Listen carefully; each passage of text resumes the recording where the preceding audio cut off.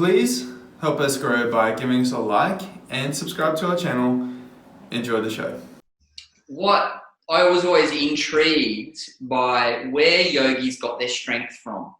Okay, because they're usually pretty slim dudes, right? Like they're probably pretty ripped, but they're usually pretty slim dudes. And there's usually body weighted stuff I'm doing in the gym. And I know, a few times you've gone, what the hell's that? But what the science behind it, and they've proved it in rats, but can't prove it in humans because they, for obvious reasons, I'll explain the experiment. So they got 100 rats, whatever it was, and they take out their back muscle and they counted how many sarcomeres. Now, sarcomeres are the contractile component of a muscle.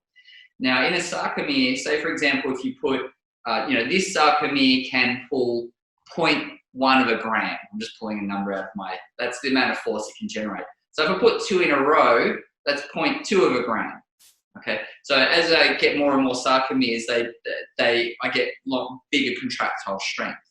Now, under a hypertrophy or strength program, that sarcomere will increase in size this way.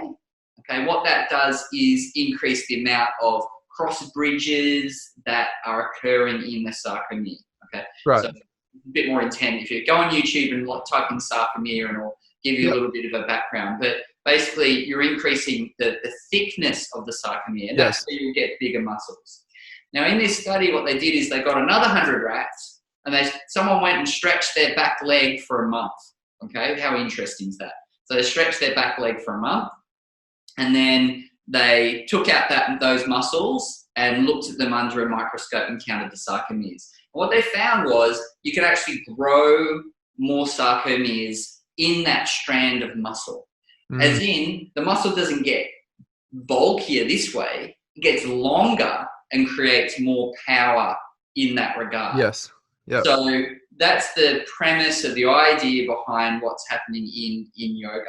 There you go. One of the things that I was working with one of my athletes with for a long time was building up his strength to get faster. And he read an article somewhere where, if he was to increase the flexibility of his hamstrings, he'd run faster. And lo and behold, it actually worked. So, because at some point strength does give out in its in what it gives you as far as its speed. But stretching seemed to have worked for him, and he did get faster. And I would dare say, especially if you're so restricted in your hamstrings to the point where you're the guy that gets lower back pain, and you also get torn hamstrings quite regularly. And these are also the guys usually with really big calves and really small hamstrings. If you want to look for them on the street, but they, if you were to lengthen them, it seems to make sense. But I didn't know any of the science behind it, so that's quite interesting. Yeah.